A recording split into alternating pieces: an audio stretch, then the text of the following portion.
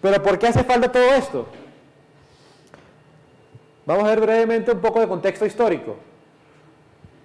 Vamos a ubicarnos en 1945.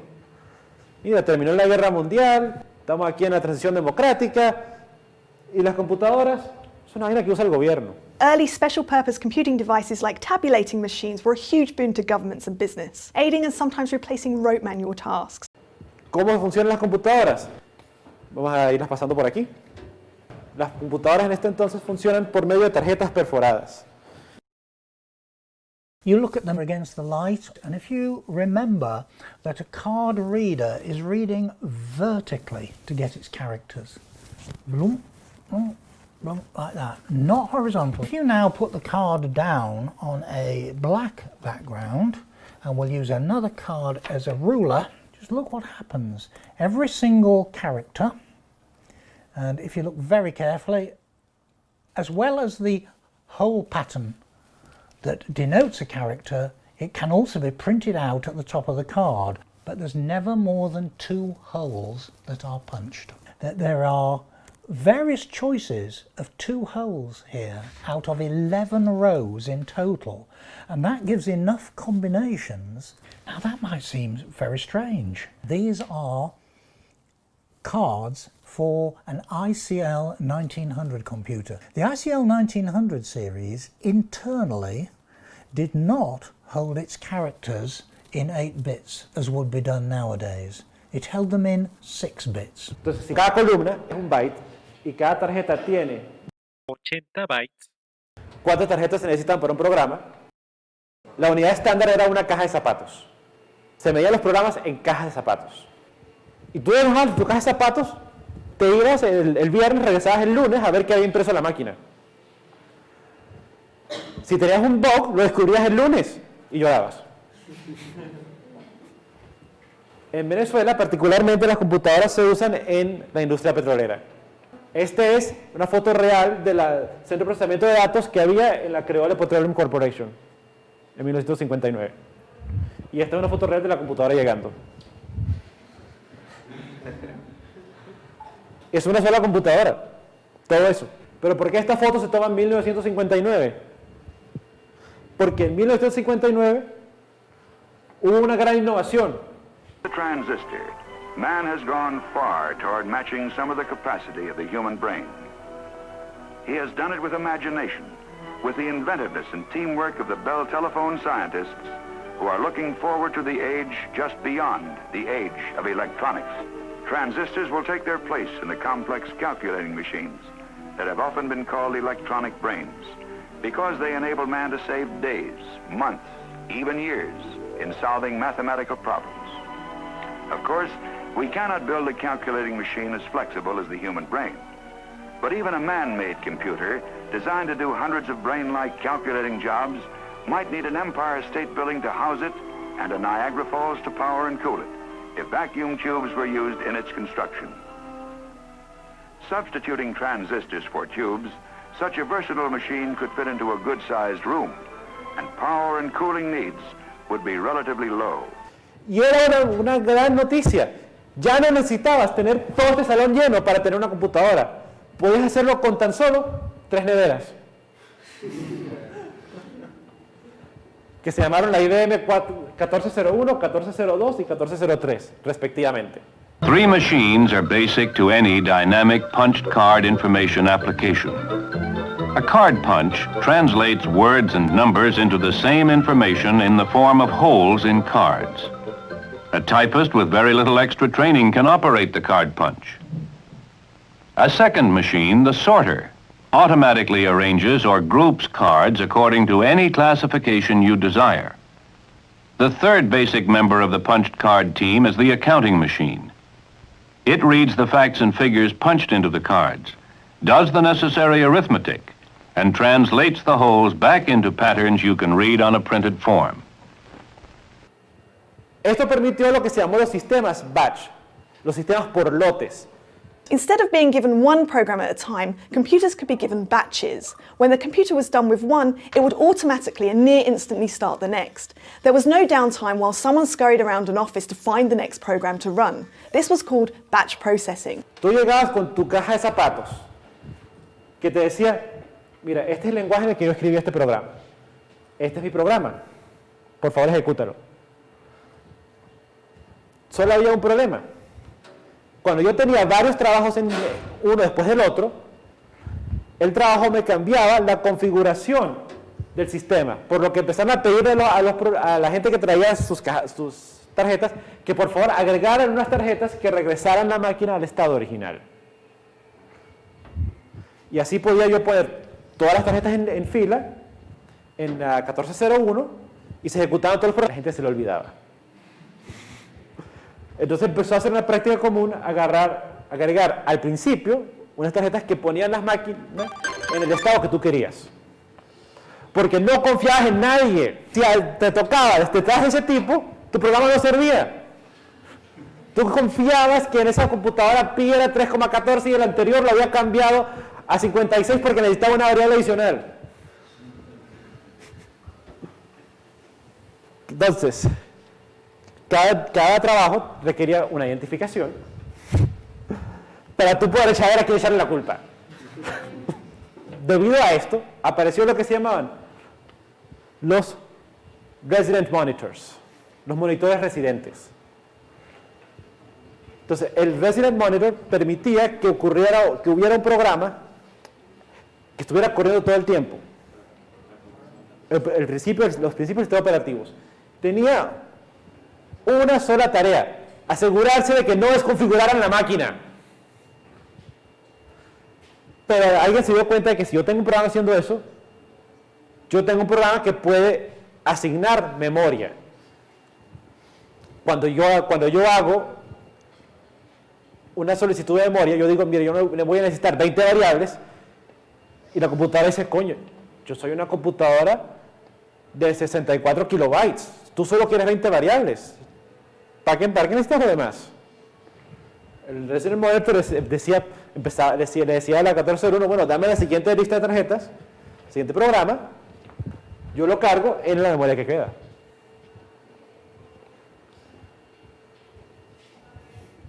Y entonces puedo así ganar eficiencia, puedo hacer más trabajo en menos tiempo.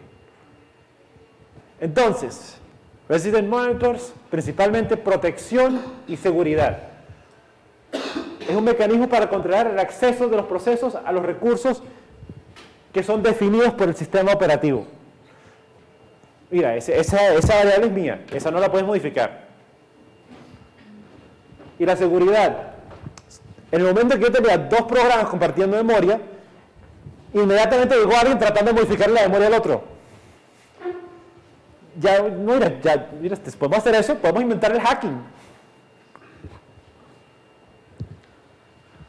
Entonces hay que defender a los programas de otros programas y defenderlos contra sí mismos. Y defender el sistema operativo de una gran cantidad de cosas, incluyendo los ataques de negación de servicio, los denial of service. Los worms, que tratan de mantener su tarjeta de memoria para ir dañando todos los programas que vienen después. Robo de identidad.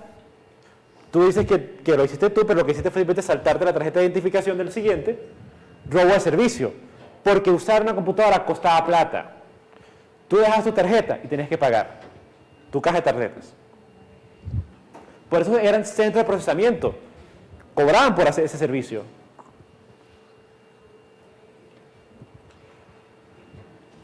Entonces, ¿qué permitió el Resident Monitor? Principalmente, permitió distinguir entre los usuarios. Cada usuario tenía un ID, un consecutivo, que decía quién era y a saber a quién echar la culpa cuando algo salía mal. Los recursos entonces estaban asociados a ese ID. Todos los archivos, todos los procesos, cualquier cosa que ese usuario quería hacer. Entonces yo podía saber si él quería acceder a algo que no tenía permiso, porque los usuarios pertenecían a grupos. Yo soy administrador, yo soy moderador, yo soy el pasante, yo no tengo permiso de nada.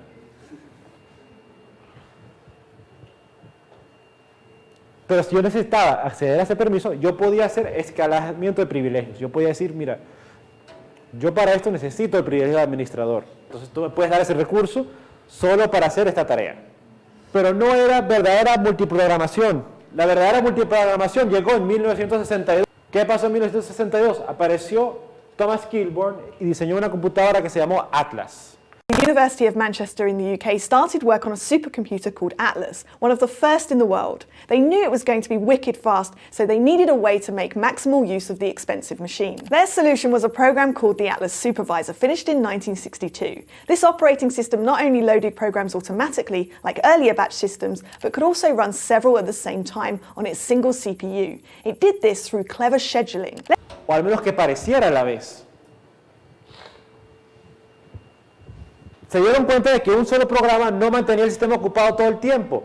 A veces mandaba a imprimir y se quedaba esperando a que la impresora terminara para poder hacer el siguiente paso. Porque necesitaba saber cuántas líneas se habían impreso, por ejemplo. En ese tiempo, dijo Kilburn, podemos tener a otro proceso usando el CPU. Pues así podemos tener el CPU ocupado todo el tiempo, podemos ser más eficientes, podemos procesar más programas por día y podemos cobrar más plata a nosotros los centros de procesamiento. Entonces, se organizan los programas en jobs o tareas, que son una combinación del código del programa y los datos que está usando ese programa. Es la primera vez que se concibe algo como un proceso. Se mantiene solamente parte de los jobs en memoria. Los demás, puedo releer la tarjeta, puedo ver si tengo un disco duro para guardarlo. O sea, no tengo que tenerlo todo el tiempo en memoria. Pero nadie tenía su propia computadora realmente. Todos iban a los centros de procesamiento. La posibilidad de que uno pudiera comprar una computadora llegó en 1965. La Universidad Simón Bolívar compró una, que se llamó la IBM 360. Aquí esta es una foto real, no es la de la Simón Bolívar, pero es una IBM 360. IBM vio eso y dijo, oye, estos son unos buenos clientes. Vamos a tratarlos como nuestros mejores clientes. Vamos a entregarles la computadora por partes a lo largo de 13 años. Primero llegó el CPU, después llegó esta parte y así. Y cuando llegó el siguiente modelo también hubo que hacer lo mismo. Por eso es que MIS tiene tantos salones tan grandes. Pero cualquiera puede comprar una computadora por la módica suma de $253,000. O alrededor de $2 millones hoy en día. Después de grabar esto, tuve la oportunidad de hablar con un egresado que estuvo allí y me informó que los $253,000 no incluían el costo de envío de Estados Unidos a la universidad, por lo que en realidad pagamos en el orden de los $370,000, equivalente a $3 millones hoy en día. Pero todavía tenías que llevar tu caja de zapatos. En este caso, las ventanitas que están en la planta baja de MIS. Esas rejitas están ahí, las del Mac. ¿Se ha dado cuenta que eso es el tamaño exacto de una caja de zapatos? Entonces, seguíamos llorando cada lunes cuando llegaban los resultados y tenían bugs. Había que hacer algo al respecto. Se llamó time sharing, tiempo compartido. It was not only fast enough to run several programs at once, but also give several users simultaneous interactive access. This was done through a terminal, which is a keyboard and screen that connects to a big computer, but doesn't contain any processing power itself. A refrigerator-sized computer might have 50 terminals connected to it, allowing up to 50 users. With time sharing, each individual user was only allowed to utilize a small fraction of the computer's processor, memory, and so on. Because computers are so fast, even getting just 1/50th of its resources was enough for individuals to complete many tasks. Con los mainframe. En un mainframe, tú tienes aquí solamente la parte de procesamiento. La entrada y salida está en una pantalla que está en otro lado, llamada la consola. Solo tienes una pantalla y un teclado y un cable que lo conecta al mainframe. ¿Qué permitió el time sharing? Fue una extensión lógica de que la computadora cambia trabajos frecuentemente. Si la computadora puede cambiar cuál es el trabajo activo, puede incluso cambiarlo a un trabajo de otro usuario. O sea, ni siquiera tiene que estar el trabajo ahí en la lectora de tarjetas. Eso creó lo que se llamó la computación interactiva. ¿Qué significa eso? Interacción con el usuario. Pero eso significa que el usuario tiene que saber que la computadora está haciendo algo. El mainframe tiene que poder responderle en menos de un segundo. No importa que el usuario se encuentre del otro lado del Atlántico. Cada usuario tiene siempre al menos un programa ejecutando en memoria. Y eso fue lo que finalmente dio el concepto de proceso. Si yo tengo que ver, no solo ahora tengo que ser eficiente en el uso de los recursos, ahora también tengo que mantener felices a los usuarios. Tengo que coger con cuidado a qué proceso voy a procesar, valga la redundancia, porque los usuarios necesitan ese segundo para saber que yo recibí su comando. Si los procesos no caen en memoria, que pasaba mucho, estamos hablando de computadoras donde no pueden ni soñar con tener 1 megabyte, se hacía swap. Se intercambiaba lo que estaba en memoria con la copia del programa en disco. Entonces yo así podía cambiar el programa que estaba en memoria con el de disco, y esto se llamó la memoria virtual. Porque yo no solo puedo estar haciendo eso con código, yo puedo estar haciendo eso con cualquier variable que tenga en memoria.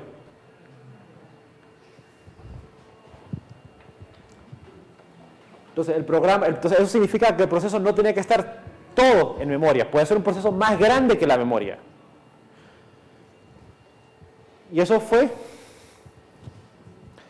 revolucionario. Hasta que llegó la computación personal. It seems to share a lot of common goals with the Atari 400, which had come out a few years earlier. And they called it the Commodore 64. Connect up to a monitor or television that has a composite input, then you'll get a much cleaner signal. However, if you get an old monochrome monitor like this one, the picture is nice and sharp. Many people used black and white televisions or monochrome monitors like this back in the day because they were cheap. Throughout its lifetime, there were numerous hardware add-ons and peripherals developed: joysticks, disk drives, cassette drive, and printer. De 1977 a 1983, el mismo tiempo que tomó construir el metro de Caracas, empezó un proceso de introducir las computadoras en cada oficina, cada escuela y cada hogar.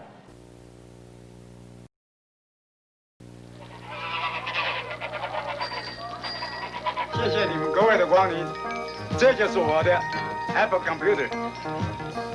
Produktionskontrolle ohne den Apple unmöglich. My Apple is my manager. There are more people in more places doing more things with apples than with any other personal computer in the world. Estamos estudiando con la Apple. We use an Apple to help balance payloads on the shuttle. My Apple has a great head for stats. It sure makes my job a lot easier. Man, we never travel without the Apple. Sans mon Apple, je deviendrai fou. Oh, la mia Apple non sbaglia mai. Lui sbaglia. But all these people using Apples, most had never touched a computer before. This is my Apple. Apple, the most personal computer. La gente no las quería, les tenía miedo a esos monstruos. Siempre vemos en las películas que los robots nos van a conquistar. Ahora vamos a tenerlos en la casa. Vamos a poner a los niños con eso. Tomó décadas convencer a la gente de que eso valía la pena. ¿Por qué yo digo que eso terminó en 1983? Obviamente tenemos las PCs todavía. ¿Qué pasó de ahí? En 1984 apareció la Macintosh. La Macintosh fue un cambio en la forma en la que tú pensabas los sistemas operativos. Ya no era yo tengo un problema y el sistema operativo va a encontrar la mejor forma de resolverlo. Ahora es, ¿qué es lo más bonito que yo le puedo mostrar al usuario? Introducing Macintosh. It does all the things you'd expect a personal computer to do. It does a lot of things you wouldn't expect a personal computer to do. And it does some things no other computer has ever done before. Of course, to do all this, you will have to learn to do this. Macintosh, the computer for the rest of us. A partir de ese momento, el sistema operativo siempre tiene que pensar primero en el usuario. No solo que tengo que responderle en menos de un segundo, tengo que responderle con algo estéticamente bueno, algo que él pueda entender fácilmente. Tengo que tener una interfaz. En 1995, Microsoft sacó su respuesta a la Macintosh.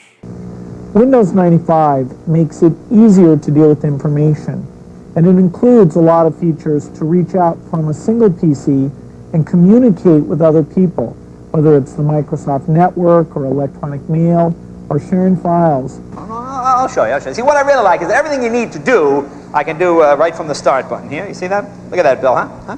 Boom, right there. You got start. Everything's here under the program menu. See, if I want to add new programs, just pop up to there. Boom, there you go. Programs right there. See, one, very, very simple.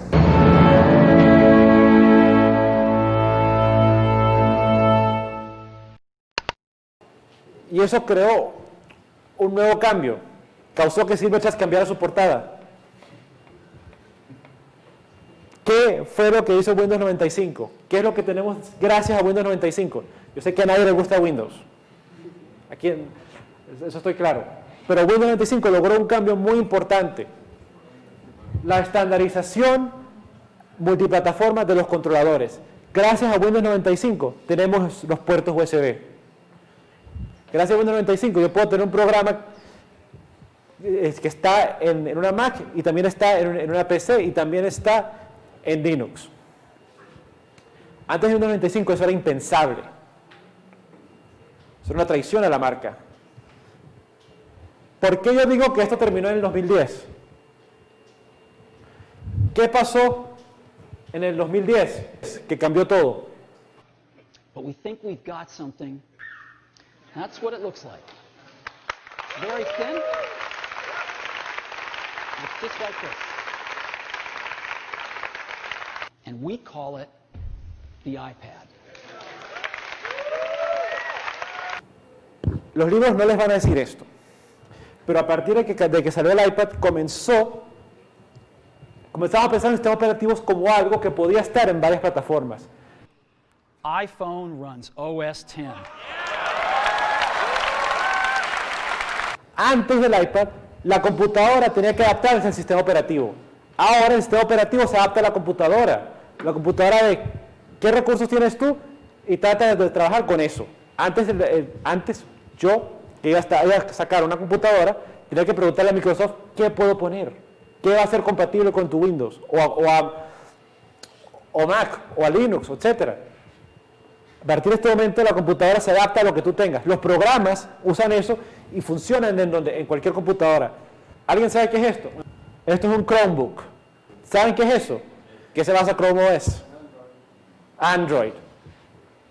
Android, que es un sistema que pensamos que solo sirve para celulares. O pensábamos hasta que salió esto.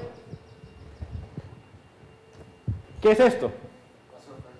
La Surface. ¿Qué es la Surface? ¿Qué sistema operativo tiene? Tiene un Windows completo. Bueno, en el momento que salió, no, pero la segunda versión sí. Puede correr cualquier cosa que puede correr tu computadora de escritorio de Windows. Entonces, Windows ya no es el sistema operativo de la computadora de escritorio. Ahora también es un sistema operativo que sirve para tablet y ellos tratan de hacerlo en teléfonos y por un tiempo le funcionó. ¿Alguien sabe qué es esto? Esto se llama Nest. Es un termostato que va pegado en la pared. ¿Saben qué es un termostato? ¿Qué es? Regula la temperatura y los países donde cae nieve son muy importantes. Pero un termostato es un alambre, eso es todo. Si el alambre se expande, hace calor. Si el alambre se encoge, hace frío. Si hace frío, yo voy a prender la calefacción. Si hace calor, voy a prender el aire acondicionado. Es una máquina muy sencilla. Eso no necesita una computadora. Pero aquí está, corriendo Linux. Vendiéndose en todo el mundo desde hace años.